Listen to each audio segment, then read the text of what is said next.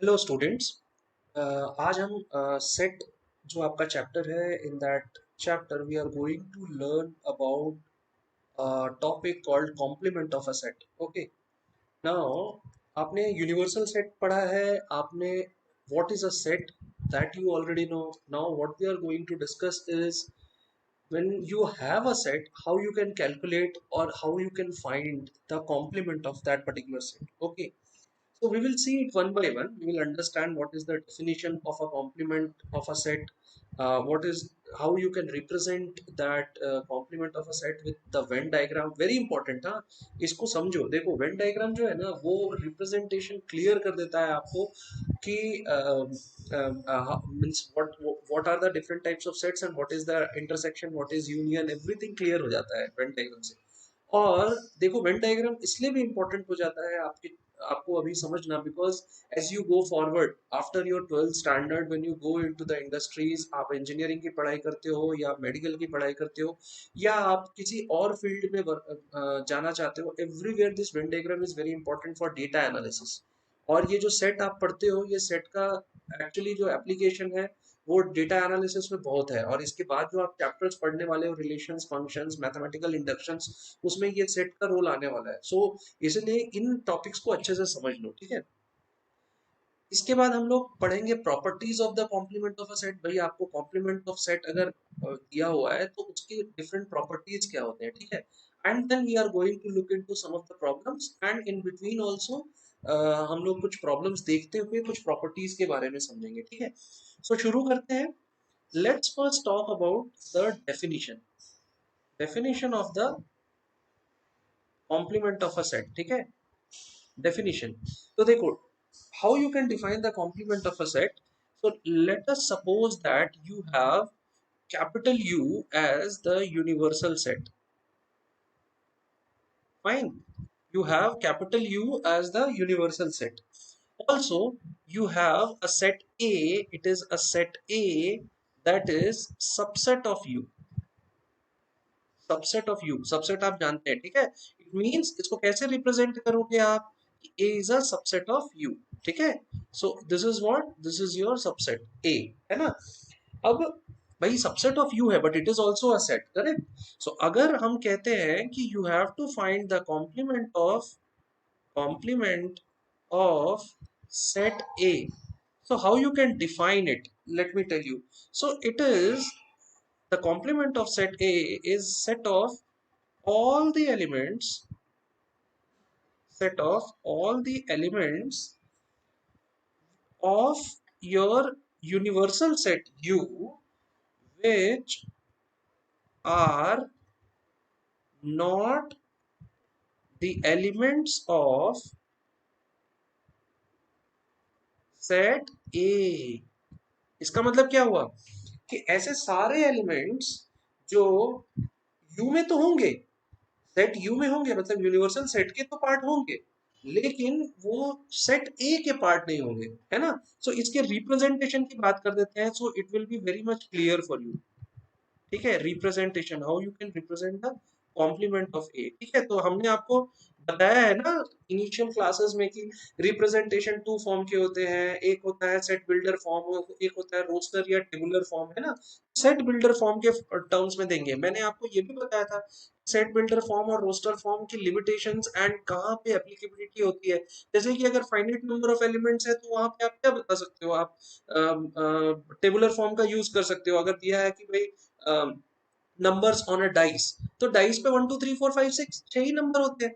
तो उसको क्या है कि आप जो है ब्रैकेट में 1 2 3 4 करली ब्रेसेस में 1 2 3 4 5 6 लिख सकते हो। लेकिन सेट बिल्डर फॉर्म अगर इनफाइनाइट एलिमेंट्स है तो वहां पे क्या होता है कि आपको वर्ड्स के फॉर्म में और सेट बिल्डर फॉर्म में लिखना होता है। तो रिप्रेजेंटेशन हम लोग समझते हैं कि भाई ए कॉम्प्लीमेंट अगर होता है तो उसका रिप्रेजेंटेशन कैसे होता है। तो you see, a complement defines a variable x or an element x where x is a, it belongs to your universal set and x does not belong to a, ठीक है। ये मैंने आपको बताया है कि belongs to के लिए एप्सिलॉन यूज होता है और does not belong के लिए आप एप्सिलॉन करके एक उसको जो है कट कर देना है, क्रॉस कर देना है, तो that is does not belong। So a complement को कैसे आप डिनोट कर सकते हो, x is an element that is part of the complement of a set such that X belongs to your universal set and X does not belong to the set A, correct. तो इसका मतलब क्या है कि universal set का है और वो A का नहीं है, इसका मतलब इसको और एक रिप्रेजेंटेशन क्या लिख सकते हैं हम, ये सेकंड रिप्रेजेंटेशन, ठीक है। ये सेट बिल्डर फॉर्म में लिख दिया। अब मैं आपको फॉर्मूले के फॉर्म में बताता हूँ। सो A will be U minus A, है ना, डिफरेंस ऑफ अ सेट आपने पढ़ा है, ठीक है। तो अगर आप क्या करोगे, डिफरेंस निकालोगे क्या, यूनिवर्सल सेट से आप अगर सब्ट्रैक्ट नहीं कहना चाहिए, डिफरेंस कहना चाहिए। डिफरेंस करोगे किसका, सेट ए का, तो क्या निकलेगा आपका, ए कॉम्प्लीमेंट आएगा, ठीक है। So we will see with problems कि how this is done, fine. Now let's talk about the Venn diagram, ठीक है। तो देखो जब वेन डायग्राम बनाते हो ना, सो यहाँ पे मैं कैसे भी बताता हूँ, टेढ़ा मेढ़ा जो भी है ना, because I am writing on my tab, so it becomes very difficult कि स्ट्रेट बने। लेकिन देखो जब भी कोई वेन डायग्राम बनाते हो ना, तो हमेशा याद रखो कि उसकी रिप्रेजेंटेशन जो होती है वो जैसे आपको बुक में दी हुई है, because that is the standard way of representation, ठीक है। तो आपको क्या करना है, एक रेक्टेंगल बनाना है और हमेशा वेन डायग्राम में क्या है, ये लेफ्ट साइड में आप यू लिखो, ठीक है। तो इससे क्या पता चल जाएगा, इस रेक्टेंगल के अंदर में जितने भी आपके एलिमेंट्स हैं वो सब किसके पार्ट है, यूनिवर्सल सेट के पार्ट है कि नहीं। अब इसमें ही अगर मैं आपको कहता हूँ कि भाई एक सेट ए ले लेना है, कोई भी एक सेट ए ले लो, ठीक है। सेट ए कौन सा हो जाएगा, ये मान लो कि तुम्हारा सेट ए हो गया, ठीक है। अब अगर आपको वेन डायग्राम में ए कॉम्प्लीमेंट रिप्रेजेंट करना है, तो डेफिनेशन क्या कहता है कि a complement belongs to universal set but does not belong to set A। इसका मतलब क्या है कि जो सेट A है, इसके जो सर्कुलर पोर्शन है इसमें कहीं भी ए कॉम्प्लीमेंट के कोई एलिमेंट्स नहीं आएंगे। इसका मतलब कहाँ पे आएंगे, ए सेट जो सर्कल है इसके बाहर कहीं भी आएंगे। तो मैं यहाँ पे ए कॉम्प्लीमेंट लिख देता हूँ। So this is the representation of complement of a set, correct, A, okay, using the Venn diagram, ठीक है। सो इससे हमें क्या पता चला, इससे हमें पता चला कि सबसे पहले how you can define the complement of a set, and then how you can go forward and represent it with the use of Venn diagram, set builder form, and with the use of formula, okay, in the form of difference of a set। अब हम लोग third discussion करते हैं। What is our third discussion, let's talk about properties. लेकिन properties के पहले कुछ problems देखते हैं, ठीक है, so that you understand how to find the complement of a set, ठीक है। तो हमारा पहला प्रॉब्लम क्या कहता है कि लेट अस सपोज एक सेट है capital you, that is universal set. उसमें क्या है, सेट ऑफ ऑल स्टूडेंट्स। तो सेट ऑफ ऑल स्टूडेंट्स में कौन आ जाएंगे, बॉयज भी आ जाएंगे एंड गर्ल्स भी आ जाएंगे, ठीक है। अब अगर मैं कहता हूं कि there is a set A that represents set of all girls, A complement क्या होगा, ए कॉम्प्लीमेंट क्या होगा, ए कॉम्प्लीमेंट होगा सेट ऑफ ऑल बॉयज। इसका मतलब क्या हुआ, इसका मतलब ये हुआ कि यूनिवर्सल सेट में सारे स्टूडेंट्स थे, बॉयज भी थे गर्ल्स भी थे उसमें, है ना। अब ए सेट एक बना है जो सेट ऑफ ऑल गर्ल्स है ना। ए कॉम्प्लीमेंट क्या हो गया, सेट ऑफ ऑल बॉयज हो गया। क्यों, तो इसको मैं फिर तुम्हें ना वेन डायग्राम के साथ एक्सप्लेन कर देता हूँ, ठीक है। देखो ये क्या है, आपका यूनिवर्सल सेट है।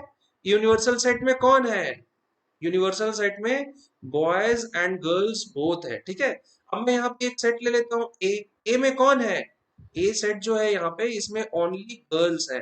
तो भाई जो इस सेट के बाहर होंगे सारे बॉयज होंगे, फाइन। तो ये जो ए कॉम्प्लीमेंट है ये क्या हो जाएगा, सारे बॉयज, करेक्ट। तो इससे एक प्रॉपर्टी जो बाहर आती है, वो क्या प्रॉपर्टी बाहर आती है कि अगर मैं सेट ए और सेट, आई एम सॉरी, अगर मैं सेट ए और उसके कॉम्प्लीमेंट का यूनियन के साथ उस यूनियन करूं, तो आंसर क्या आएगा, यूनिवर्सल सेट, अंडरस्टूड, ठीक है। पहला प्रॉपर्टी क्या निकल के आता है, अगर मैं किसी सेट ए का यूनियन करता हूं उसके कॉम्प्लीमेंट के साथ, तो आंसर क्या आएगा?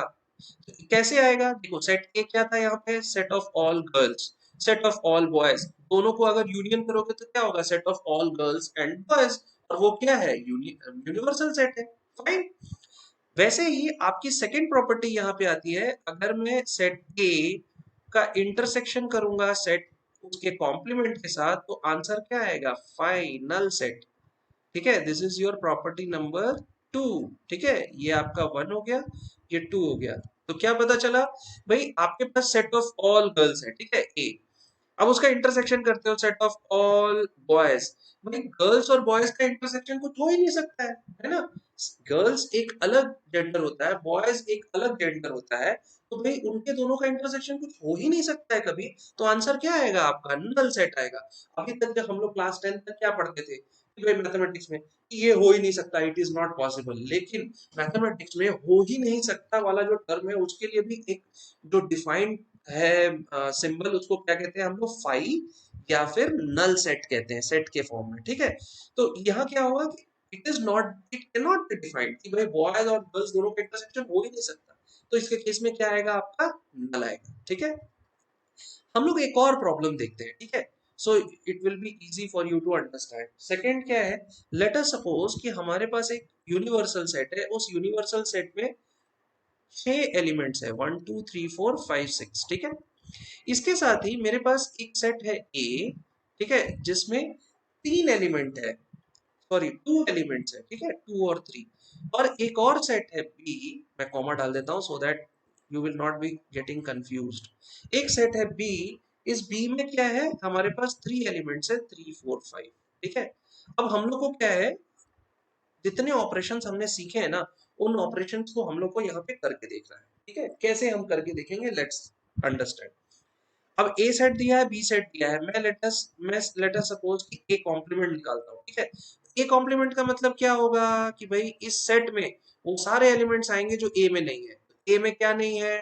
टू, ए में 2 3 है, इसके अलावा जो भी यूनिवर्सल सेट में है वो सारे को लिख दो। तो क्या क्या आएगा? 1 4 5 6। यही तो डेफिनेशन है ना कि भाई जो ए में नहीं है, ओके, तो यूनिवर्सल सेट में है बट वो ए में नहीं है। ठीक है, तो इसका मतलब क्या हुआ कि 1 3 1 4 5 6 हो गया। सिमिलरली बी कॉम्प्लीमेंट निकाल दो। तो बी कॉम्प्लीमेंट निकालने के लिए कैसे निकलेगा? देखो 3 4 5, बी में 3 4 5 है, तो इसके अलावा जो भी यूनिवर्सल सेट में है उसको लिख दो। तो क्या है? 1 2 6। फाइन। अब क्या है? लेट अस सपोज अब ऑपरेशंस की बात करते हैं। ठीक है, अब मैं कहता हूं कि मुझे A complement intersection B complement निकालना है। ठीक है, तो आपको मैंने ये बात बतानी, मैं यहाँ पे आपको डेफिनेशन में ये बात बताना भूल गया था कि देखो कॉम्प्लीमेंट के लिए जो हम लोग यूज करते हैं ना सिंबल, वो ये होता है। ठीक है, जिसको हम इंग्लिश में क्या कहते हैं? एपोस्ट्रोफी। ठीक है, ये मैं आपको बताना भूल गया था, इसको समझ लो कि कॉम्प्लीमेंट को रिप्रेजेंट करने के लिए ए कॉम्प्लीमेंट को रिप्रेजेंट करने के लिए क्या करते हैं? एपोस्ट्रोफी का यूज करते हैं। एक और रिप्रेजेंटेशन का फॉर्मेट है, वो क्या है? ए बार। ठीक है, तो कई बुक्स में आपको ए बार मिलेगा, कई बुक्स में आपको ए डैश मिलेगा, जो कि एपोस्ट्रोफी होता है। ठीक है, सो ये दोनों वे जो है ना, ये करेक्ट वेज है। ठीक है, तो ए को डायरेक्टली लिखेंगे, ए बार लिख दो, या ए कॉम्प्लीमेंट के लिए ए एपोस्ट्रोफी लिख दो। ये दोनों क्या है? कॉम्प्लीमेंट ऑफ अ सेट ही रिप्रेजेंट करते हैं। ये डिफरेंट डिफरेंट बुक्स में अलग अलग तरीके से रिप्रेजेंट होती है। ठीक है, तो A complement intersection B complement करोगे तो क्या निकलेगा? तो भाई ऑपरेशंस ऑफ अ सेट हमने पिछली क्लास में पढ़ा है, उनके प्रॉब्लम्स देखे हैं। इंटरसेक्शन करना मतलब उनके कॉमन एलिमेंट्स निकलते हैं। ये दोनों में कॉमन कौन से हैं? तो एक तो 1 कॉमन है, ठीक है, दोनों में, और एक 6 कॉमन है दोनों में। ठीक है, तो यहाँ पे ए इंटरसेक्शन बी क्या हो जाएगा? A complement intersection B, 1 common 6 हो जाएगा। फाइन। अब मैं क्या कहता हूँ? आपको कहता हूँ कि भाई आप ए यूनियन बी निकाल लो। ए यूनियन बी क्या होगा भाई? यूनियन मतलब क्या हुआ कि दो सारे एलिमेंट्स जो है वो सब आ जाएंगे, और जो रिपीटेड एलिमेंट्स हैं उनको एक ही बार लिखना है। यहाँ रिपीटेड कौन सा है? 3 एंड 3, तो उसको एक ही बार लिखना है। तो आपका ए यूनियन बी क्या हो जाएगा? 2 3 4 5। करेक्ट। अब मैं कहता हूं आपको कि भाई ए यूनियन बी का कॉम्प्लीमेंट निकालो आप। तो ए यूनियन बी का कॉम्प्लीमेंट निकालोगे तो क्या निकलेगा? तो भाई जो ए यूनियन बी में है उसके अलावा जो भी आपकी यूनिवर्सल सेट में है उसको लिख दो। ए यूनियन बी में क्या है? 2 3 4 5। यूनिवर्सल सेट में कौन से हैं जो इसमें नहीं है, 1 और 6, तो क्या निकला अपना 1,6। ठीक है। अब इससे हमारा क्या पता चलता है, देखो ये और ये दोनों सेम आंसर आ रहे हैं, करेक्ट। तो इससे हमारा एक प्रॉपर्टी और बाहर आता है जिसको हम कहते हैं कि भाई अगर आप ए यूनियन बी का कॉम्प्लीमेंट निकालते हो so it will be equal to A complement intersection B complement. ये हमारा क्या है, थर्ड प्रॉपर्टी निकल के बाहर आ गया। ठीक है, so this is our third property, fine. अब इसी बेस पे हम एक दूसरा एक्सपेरिमेंट करते हैं। ठीक है, ये एक्सपेरिमेंट ऑपरेशन से कर रहे हैं, इससे हम लोग क्या है, सीख भी जा रहे हैं कि भाई कैसे आप सेट के ऊपर ऑपरेशंस करोगे। ठीक है, मान लो कि अब आप मुझे ए इंटरसेक्शन बी निकाल के बताओ। ए इंटरसेक्शन बी क्या होगा, ये दोनों में कॉमन क्या है, 3 है, तो आंसर क्या आ जाएगा 3। ठीक है, अभी अगर मैं कहता हूं कि ए इंटरसेक्शन बी का कॉम्प्लीमेंट निकाल के बताओ तो क्या आंसर आएगा, भाई 3 है इंटरसेक्शन बी में, उसको छोड़ के यूनिवर्सल सेट में जितना है सबको लिख दो, तो क्या आएगा 1 2 4 5 6, करेक्ट। अब मैं आपको कहता हूं कि भाई आप A complement union B complement निकालो। ठीक है, ए कॉम्प्लीमेंट आपका यहाँ निकला हुआ है, यूनियन बी कॉम्प्लीमेंट यहाँ पे निकला हुआ है। अब दोनों का यूनियन करेंगे तो क्या होगा, सारे एलिमेंट ए के आ जाएंगे, सारे एलिमेंट बी के आ जाएंगे, और जो एलिमेंट रिपीटेड है उसको एक ही बार लिखना है। तो आप देखो कि सारे एलिमेंट्स हम लिखते हैं तो क्या आएगा, एक तो 1 आ जाएगा, एक 2 आ जाएगा, 4 आ जाएगा बिकॉज 3 यहाँ है ही नहीं दोनों में, 5 आ जाएगा और 6 आ जाएगा। अब आप अगर देखो तो ये जो दो हमारे आंसर्स आए ये सेम है, यहाँ भी 1 2 4 5 6 है, यहाँ भी 1 2 4 5 6 है। तो इससे एक और प्रॉपर्टी बाहर आती है, दैट इज अगर हम ए इंटरसेक्शन बी का कॉम्प्लीमेंट करते हैं तो आंसर, तो it will be equal to the union of the complement of both the sets. तो ये हमारी जो है फोर्थ प्रॉपर्टी आ गई। ठीक है, what is this property, fourth property. ठीक है, तो इससे हम जो है एक नया लॉ समझने की कोशिश करते हैं। What is that law known as, it is known as De Morgan's law. De Morgan's law. So De Morgan's law का पहला पॉइंट क्या कहता है, देखो डी मॉर्गन ने दो लॉ दिया। ठीक है, तो दो लॉ में पहला पॉइंट क्या कहता है, देखो पहला पॉइंट कहता है कि complement of union of two sets is the intersection of their complements। अब ये जो स्टेटमेंट है ये थोड़ा सा डिफिकल्ट हो रहा है समझना, है ना। मैं थोड़ा सा समझा देता हूँ कि कॉम्प्लीमेंट ऑफ यूनियन मतलब किसी दो सेट को आप उठाओ। ठीक है, लेट अस सपोज मैंने दो सेट कौन सा उठाया, ए और बी। ठीक है, देखो ये चाहे फिजिक्स हो गया, केमिस्ट्री हो गया, मैथमेटिक्स हो गया, ये समझ में इसलिए नहीं आता ना क्योंकि आप लोग इंग्लिश तो समझते हो लेकिन उस इंग्लिश को ना डिड्यूस करने की कोशिश नहीं करते हो। ठीक है, देखो क्या बोल रहा है, complement of union of two sets, इसका मतलब हम दो सेट तो उठा लिए, ए बी निकाल ले। अब क्या बोल रहा है, यूनियन ऑफ टू सेट्स, दो सेट पहले निकाला फिर यूनियन ऑफ टू सेट्स, तो मैंने क्या निकाला, ए यूनियन बी। ठीक है, और उसके बाद क्या बोल रहा है, complement of union of two sets, इसका मतलब क्या हुआ, ए यूनियन बी का कॉम्प्लीमेंट, वो कॉम्प्लीमेंट है ना, यूनियन का कॉम्प्लीमेंट बोल रहा है ना, तो पहले यूनियन करोगे। So it will be equal to what, intersection of their complements. तो देयर कॉम्प्लीमेंट्स मतलब सेट के कॉम्प्लीमेंट्स, ए और बी के जो कॉम्प्लीमेंट है उनका intersection. This is your property number 1 of De Morgan's law, और law number 1 given by D Morgan. D Morgan was a mathematician who gave this particular law. ठीक है, ये क्या हो गया आपका पहला लॉ। दूसरा लॉ क्या कहता है कि complement of intersection of two sets, intersection of two sets is union of their complements, union of their complements. तो ये भी, इसको भी हम डिड्यूस करते हैं, ये बड़ा खतरनाक इंग्लिश कुछ दिख रहा है, अब इसको हम समझते हैं। तो टू सेट्स फिर बोल दिया, इंटरसेक्शन ऑफ टू सेट्स मतलब ऑपरेशन लगा दो, ए और बी ले लो, उनका इंटरसेक्शन कर लो। Complement of intersection of two sets मतलब क्या हुआ, ए इंटरसेक्शन बी का complement, it will be equal to what, union of their complement, मतलब A inter A complement union B complement. ठीक है, तो ये क्या हुआ आपका, ये आपका दूसरा लॉ हो गया। सो डी मॉर्गन्स लॉ याद रखो, हाँ एग्जाम में आता है, और अगर डेरिवेशंस पूछते हैं तो वहां पे भी इसका यूसेज है, तो इसको याद करके रखो भैया।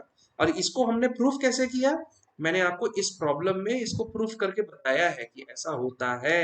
ठीक है ना, तो एग्जाम में आपको पूछ सकता है कि भाई इसको प्रूफ करके बताओ, शो दैट, तो शो दैट बोलेगा तो उसमें आपको यही वाला एग्जाम्पल लेना है। ठीक है, अब कॉम्प्लीमेंट हमने समझ लिया, उस डीमॉर्गन लॉ की प्रॉपर्टीज समझ ली। ठीक है, अब हमें क्या समझना है, तो let's talk about the next point, that is summarising of this particular topic, that is your complement of set. Summarising कैसे करोगे, तो let's talk about the properties.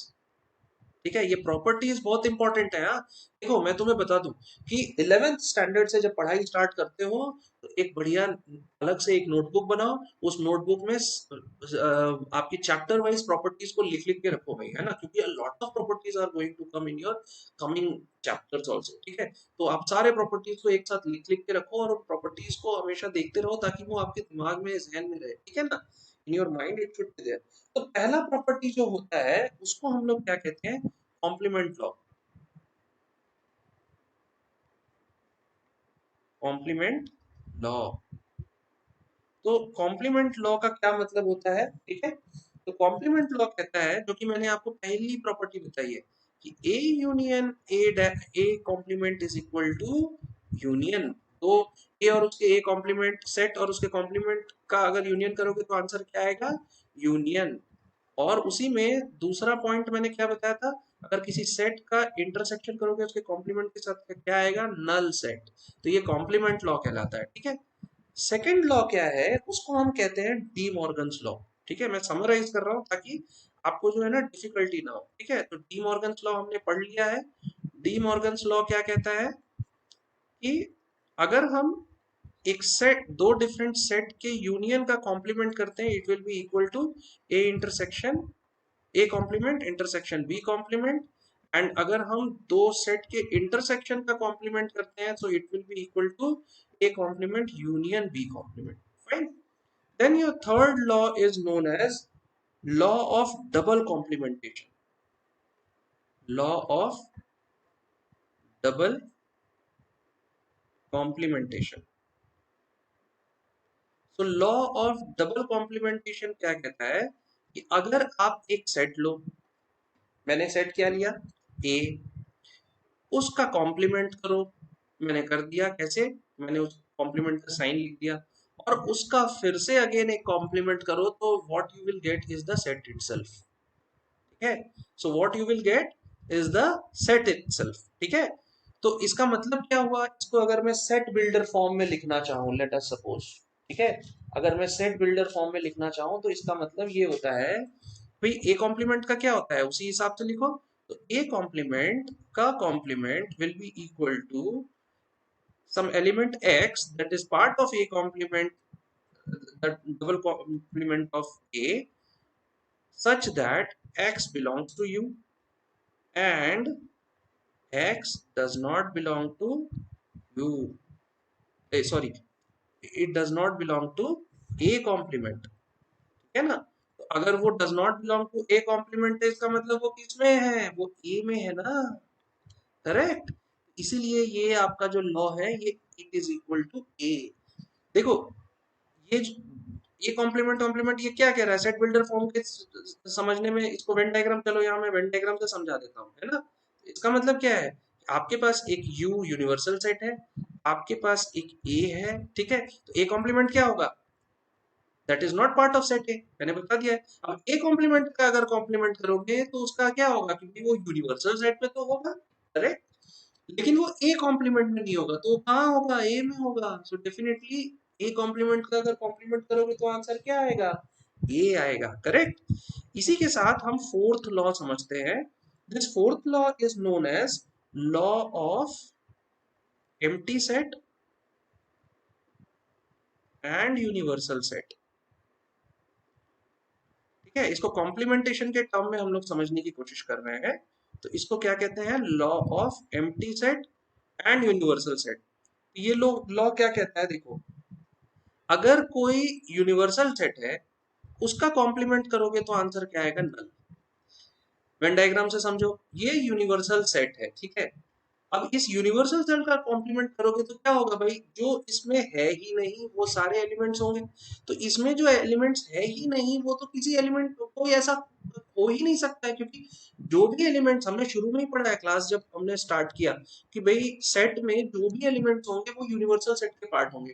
तो अगर कोई यू का कॉम्प्लीमेंट करता है तो वो क्या होगा, नल, क्योंकि ऐसा कोई एलिमेंट है ही नहीं जो यूनिवर्सल एलिमेंट नहीं होता है।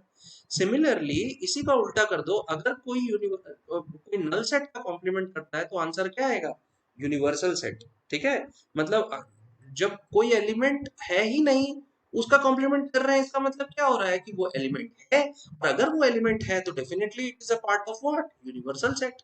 ठीक है, so these are the four different laws. So आज हमने क्या सीखा कि कॉम्प्लीमेंट ऑफ अ सेट को डिफाइन कैसे करते हैं, रिप्रेजेंट कैसे करते हैं। रिप्रेजेंटेशन के बाद हमने उनकी प्रॉपर्टीज पढ़ी, उनके जो है एक आध दो एग्जांपल से उन प्रॉपर्टीज को कैसे हम जो है प्रूफ कर सकते हैं, शो कर सकते हैं, वेरीफाई कर सकते हैं, हमने वो समझा। डी मॉर्गन्स लॉ पढ़ा, दैट इज वेरी इंपॉर्टेंट, और ये प्रॉपर्टीज, फोर प्रॉपर्टीज पढ़ी। मेरा ये आपको सजेशन है कि एक अलग से नोटबुक बनाओ और जितनी प्रॉपर्टीज, बिकॉज इससे पहले एसोसिएटिव, डिस्ट्रीब्यूटिव सारे प्रॉपर्टीज हमने पढ़ लिया, एटम्पोटेंट लॉज वगैरह पढ़ लिए, सारे लॉज के एक जो है टेबल बना लो। ठीक है, when the chapter will close I will also give you a table of all these laws. ठीक है, तो it will be easy for you to understand and remember and summarise the chapter itself. ठीक है, अब हम लोग next जो class है उसमें कुछ क्वेश्चंस करेंगे कॉम्प्लीमेंटेशन के। Fine, thank you very much for listening to me, have a nice day।